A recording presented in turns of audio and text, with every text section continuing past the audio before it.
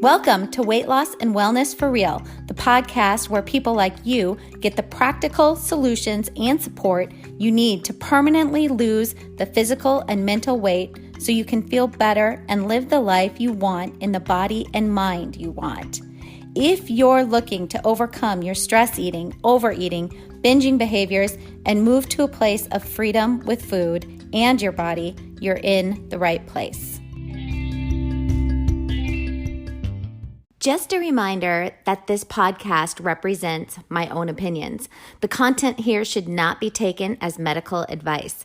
The content here is for educational and informational purposes only. Please consult your doctor or healthcare professional for any individual medical questions you may have. Hello, everyone. I'm so glad you are here and listening, and I'm hopeful that this episode is going to give you a renewed sense of hope for the ability to get to any goals you may have set in this new year, and in particular, a weight loss goal or new healthy habit goals.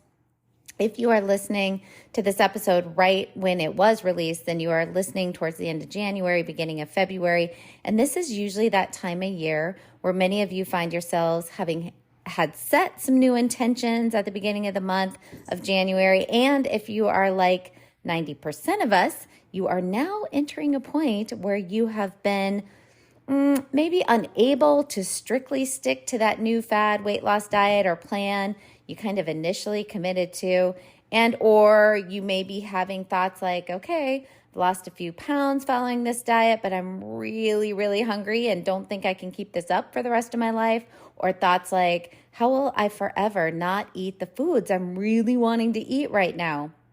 If you've gone low carb or keto or vegan or whatever with the intention to lose weight, now is typically the time most of us are having thoughts like, I cannot sustain this. I just really want a piece of bread, or I want a cookie, or whatever. So keep listening to learn about one key strategy that most of us don't try, but that research shows can really be the solution for permanent and sustainable weight loss. Just a quick interruption to talk about today's show sponsor, and that is the Amino Co.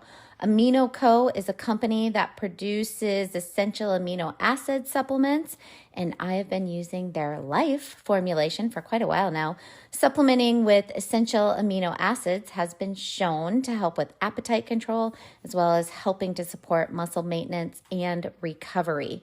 We really can't produce all the amino acids we need for optimal health directly in our bodies. We need to get some of them. They're called essential amino acids through our food or supplementation. And if we don't get these essential amino acids in on a regular basis, our bodies lose the ability to create and maintain muscle mass as well as bone density. And so making sure you're getting all the amino acids your body needs becomes really important, especially as we age. All of Amino Co.'s formulations have been tested in clinical trials, which show they enhance physical function and muscle strength and support heart health. I personally like knowing that along with getting in my dietary protein amount, I am also supplementing with the essential amino acids I want daily for my long-term goals of strength, muscle maintenance, and just staying healthy as I age. Some quick protocols to try if you want to give their products a try would be, if you're someone trying to lose weight, you could take a scoop mixed with water in the morning and again in the afternoon, usually when you notice your energy slumping, to just really help boost your appetite control. If you're an endurance athlete, I know I have some of you out there listening, and you're doing longer than 1 hour of endurance work, you would take 5 to 10 grams per hour. So for example, when I do my really long bike rides, this is what I'm making sure I'm taking in every hour on that hour plus ride. If you're a huge worker-outer, had a really tough physical day, a really big workout that day, then taking a scoop in water before bed has been shown to help with recovery. So since I felt the benefits of this product, I really want to share it with you. And because you are a listener of this podcast, you can try their products for 30% off. If you decide to give these a try and because you could use some help with appetite control and or want to supplement for muscle maintenance and recovery, then use my referral link, which is aminoco.com/HH30. So that's AMINOCO.com/H30. Go to aminoco.com//HH30, choose your product or products and check out. Use the discount code HH30. Again, capital H30 for 30% off your entire order. I hope you are finding something useful from these episodes and this podcast. And if so, please share it with someone else in your life you feel it could benefit. This podcast is also now monetized. So if you really feel you are getting a lot from it and want to help keep it going, please go to the episode show notes. You can just scroll down from wherever you're listening. You'll see a description of the episode, and then you will see it says support this podcast. And then there's a link you can click on. You can click on that link, and that's where you can support the podcast. Even the smallest donation, like 99 cents, helps to keep me producing the podcast. And to those of you who have donated, I really, really appreciate the support. I really do appreciate all of you listening and sharing the space with me. Again, just very thankful for all of you. When I personally was struggling with heavy restriction behaviors, over exercising, and episodes of binging, I worked really, really hard to change because I just came to a point where I recognized it felt like those behaviors and sort of that process was stealing my life from me. It's all I could think about was food. All I could think about was trying to restrict. All I could think about was my weight, my body, and it was just came to this point where I was exhausted with it. I was over it. I really had other goals and dreams in my life and other ways I wanted to be living and just thinking throughout my day. So, I read books, I listened to podcasts, I journaled. I really took a lot of what I knew as a mental health therapist and applied it to myself for changing behaviors. I also, followed a lot of different new plans out there, like for eating in particular, and it would all work for a while, but inevitably, everything would break down and the habit of binging and restricting would return. And this was so self-defeating, right? I was trying so hard to change, wanted so badly to change and to get better, but over and over, my next new strategy or plan would just fail. And I'm also the kind of person that really hates asking for help. I've always been, and I've worked on this somewhat, but continue to be. I'm very independent. I like to do things on my own.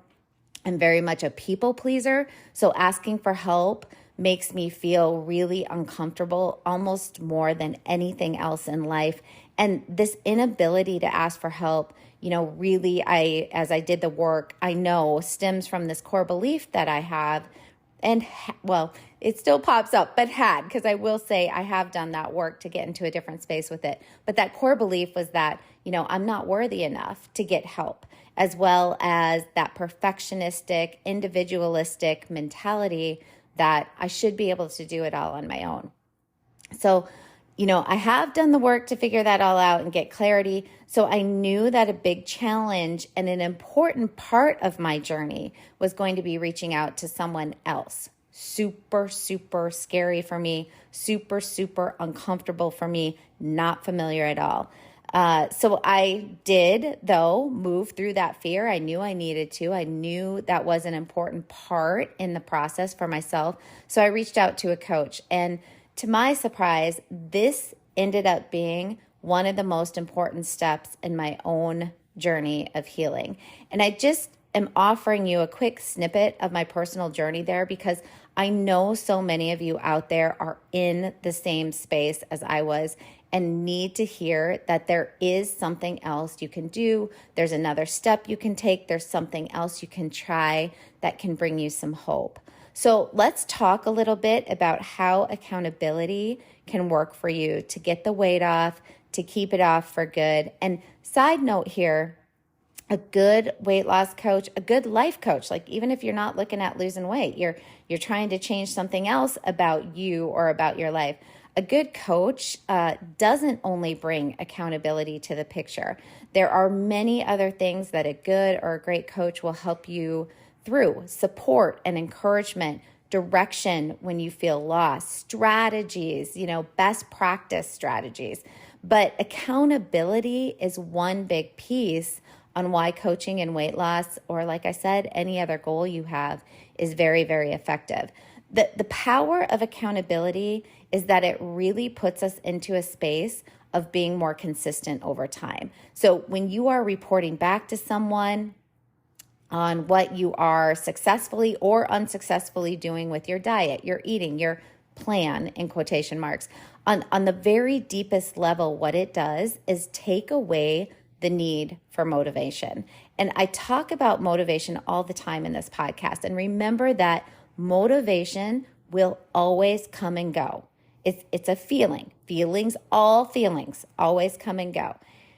They are fleeting. Motivation is fleeting depending on our circumstances and thoughts. So bottom line, we really cannot rely on motivation to make permanent changes in our lives. We really need willingness, not motivation. And when we have an accountability piece worked into our plan with another human, we are much more likely to follow through on the behaviors we really want to be following through on. And that is what gets us the results that we really, really want.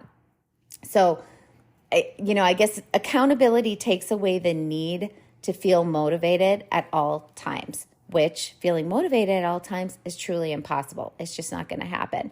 So here's the thing. Many of us start a weight loss plan and think, like I did, I'm a grown adult. I know what to do. I should be able to do this by myself. I have all the information. I'm knowledgeable. Or maybe even more detrimental thought, I need to do this on my own. No, you don't. We don't need to do it on our own. Research demonstrates how powerful accountability can be when it comes to achieving a goal, any goal, but for our purposes, like losing weight. One study found that individuals have, I'm going to read to you the following probabilities of completing a goal, of getting to a goal by taking these actions. So if you have an idea or a goal, so you say to yourself, I'm going to lose 10 pounds, you are 10% likely to complete the goal. Right? I get the idea to get my eating under control and lose weight. Okay, so the idea, you're 10% likely to complete the goal. Not very high at all. Okay, so then you consciously make a decision to do it. So I say to myself, or I write to myself, I'm going to do it. I make that conscious decision. You've got a 20% chance of following through on that goal.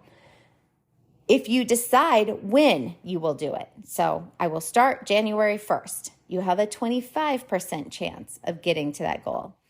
You make a plan on how to do it. I'm going to go low carb. I'm going to follow this latest diet, fad, trend, whatever. You have a 30% chance of following through on doing it.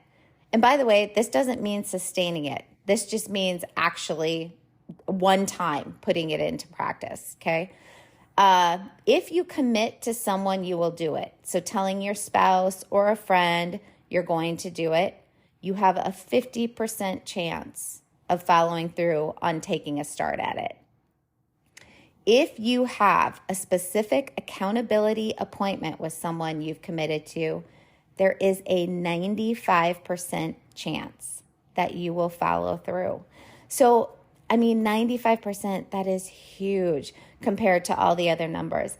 Accountability is the number one strategy for making changes and sticking to them. So most clients come to me that, everyone always wants a specific plan to help lose weight. And if you've been listening a while, I do provide these to my clients weekly. I provide a weekly plan to my clients, but they are all different based on where my clients are at in their journey. I do not give specific food plans like eat this food, eat that food, but I will prescribe macros or calorie counts if my clients are wanting that.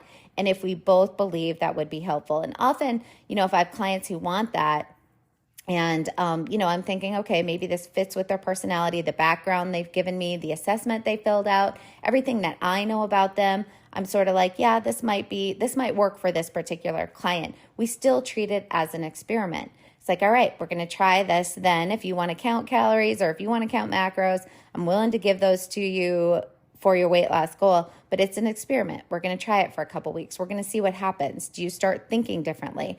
Does it change? Does it backfire? Do you start to rebel? And or are you one of those people who it actually keeps you in line? It helps you feel in control and you feel good doing those things. Okay. So we do those things.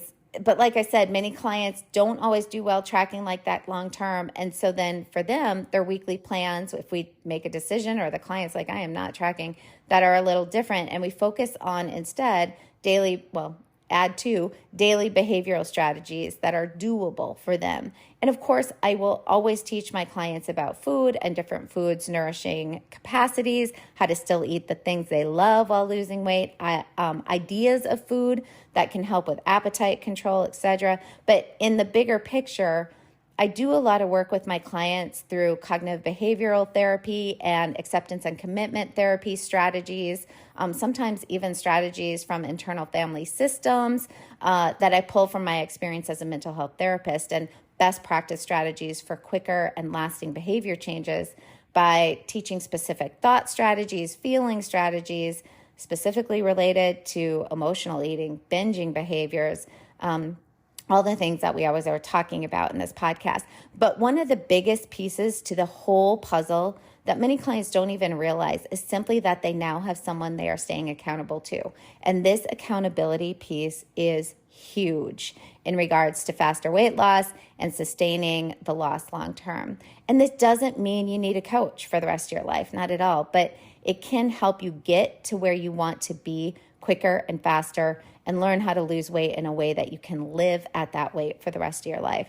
I just know for me personally, having a coach is really what got me into that permanent space of not binging anymore, not restricting anymore, and what allowed me to have that normal, kind of have that, think of that in quotation marks there, but normal, if you will, relationship with food and with my body. And there are still times in life that come up when I go back to my coach for a once a month tune-up, or a couple times in the past years where I've hired my coach back for a few months at a time to get through some tougher things. In fact, I just hired her back through the holidays because there were just some tougher emotional things that were going on.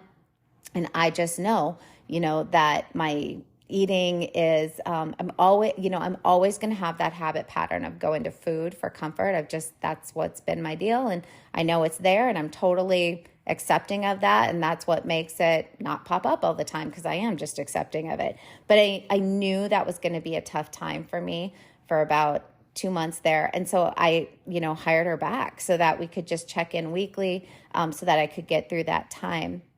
And it has really been this accountability piece that has been so helpful for me personally. So if you are someone who has yo-yo dieted for years, or someone who has set some healthier behavioral goals or weight loss goals for this year, and you're finding yourself going off, in quotation, going off your plan or losing motivation, and you kind of can feel that sense, I'm about to give up here, I'm about to just say screw it, I would really encourage you to give that accountability piece a try.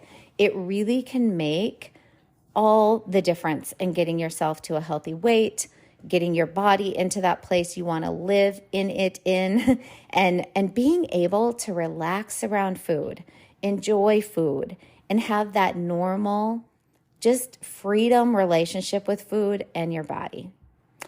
I hope you found something of value from this episode, and if so, would you consider following the show from whatever platform you're listening to, and or giving it a review, and or passing it on to someone you think might also benefit.